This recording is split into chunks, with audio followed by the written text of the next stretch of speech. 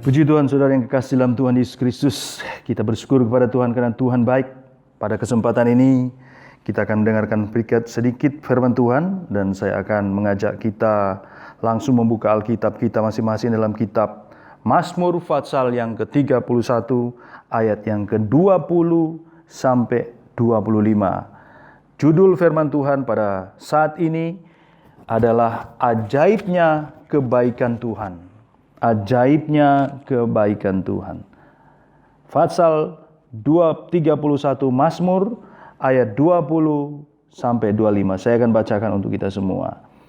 Alangkah limpahnya kebaikanmu yang telah kau simpan bagi orang yang takut akan engkau, yang telah kau lakukan bagi orang yang berlindung padamu di hadapan manusia. Engkau menyembunyikan mereka dalam naungan wajahmu terhadap persengkongkolan orang-orang.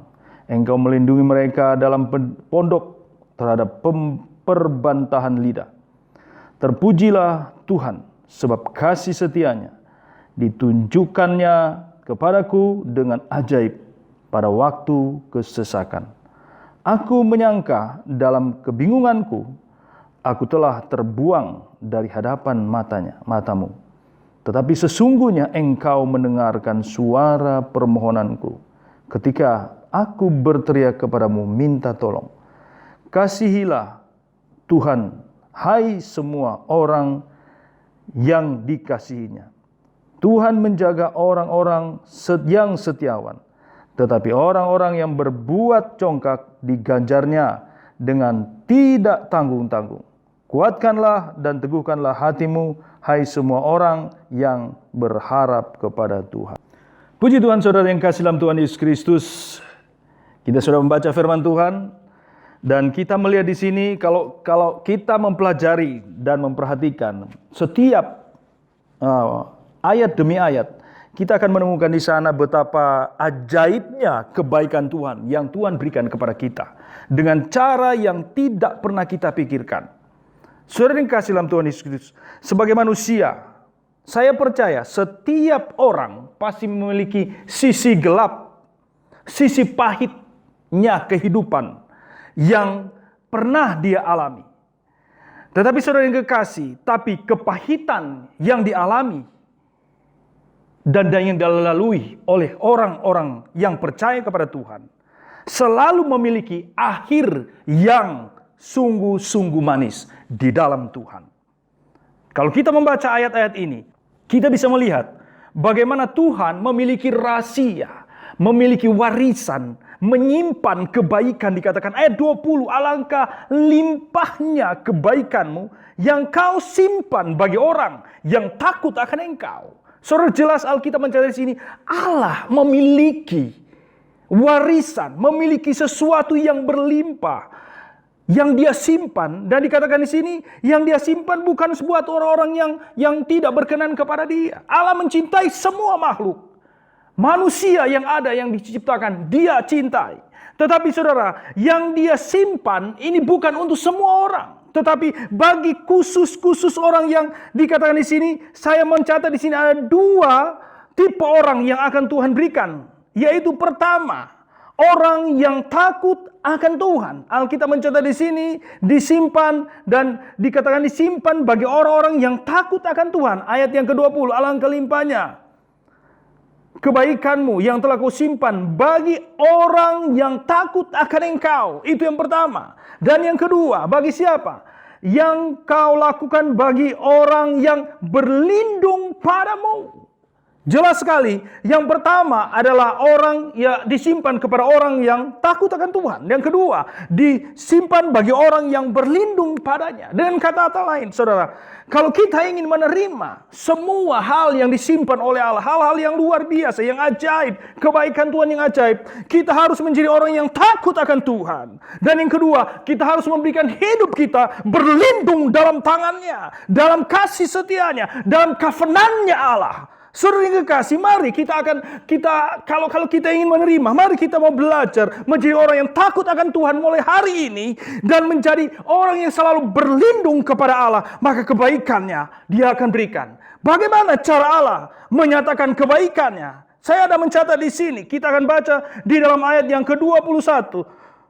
Dikatakan di sini, engkau menyembunyikan mereka dalam naungan wajahmu terhadap persengkongkalan orang-orang. Engkau melindungi mereka dalam pondok terhadap perbantahan lidah. Saudara perhatikan, yang pertama dikatakan Tuhan memberikannya kepada menyatakan kebaikannya kepada apa? Dengan cara menyembunyikan mereka di dalam naungan wajahnya. Itu yang pertama. Dan yang kedua, melindungi mereka dalam pondoknya. Alkitab mencatat di sini, Dia melindungi kita dalam pondoknya.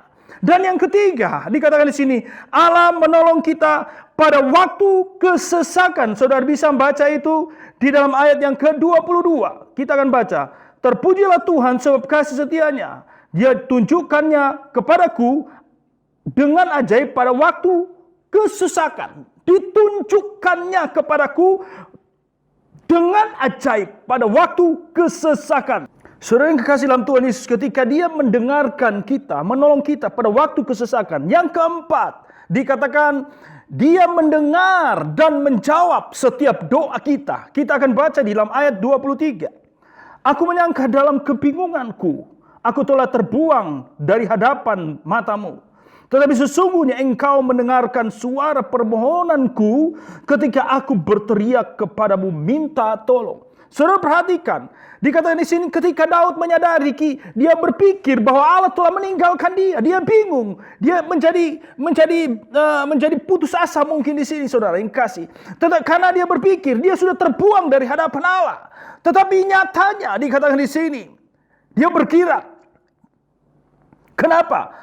Ternyata di sini ketika dia berdoa, dia berseru kepada Allah dan ternyata Allah tidak membiarkan dia. Tetapi dikatakan di sini, tetapi sesungguhnya engkau mendengarkan suara permohonanku ketika aku berteriak kepadamu minta tolong.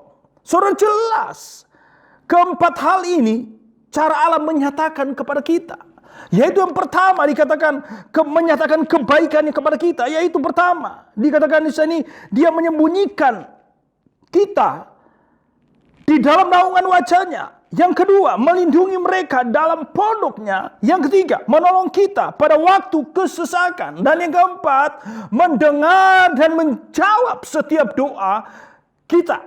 Saudara yang kekasih, sebab itu jangan katakan Allah tidak mendengar dan Allah tidak menjawab doa. Saudara, Allah mendengar dan Allah peduli dengan ajaib kebaikannya yang disimpan kepada kita, disimpannya untuk kita bagi orang-orang yang percaya dan berlindung kepada Dia dan yang takut akan Dia. Semua itu akan diberikannya kepada kita pada waktu yang ditentukan Allah sesuai dengan kehendak dan kemauannya.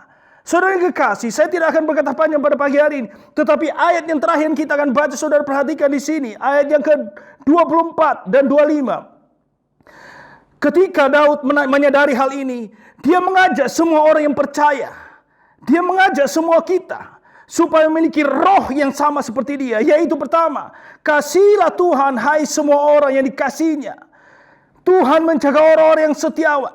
Tetapi orang-orang yang berbuat congkak diganjarnya dengan tidak tanggung-tanggung.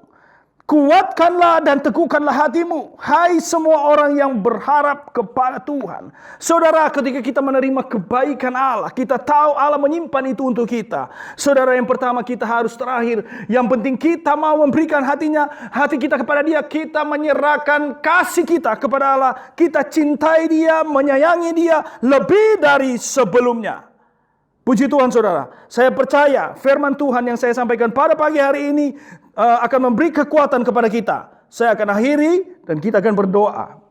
Puji Tuhan, Bapa, terima kasih buat kebaikan dan kemurahan-Mu. Engkau sudah memberkati kami, kami percaya. Hamba-Mu sudah berhenti berkata-kata, biarlah Roh-Mu yang kudus menjelaskan lebih jauh tentang arti firman-Mu kepada setiap kami yang mendengar. Terima kasih Tuhan buat kebaikan-Mu. Kami percaya ini memberi kekuatan pengharapan di dalam Tuhan. Kami berdoa dan mengucap syukur dalam nama Tuhan Yesus. Haleluya. Amin.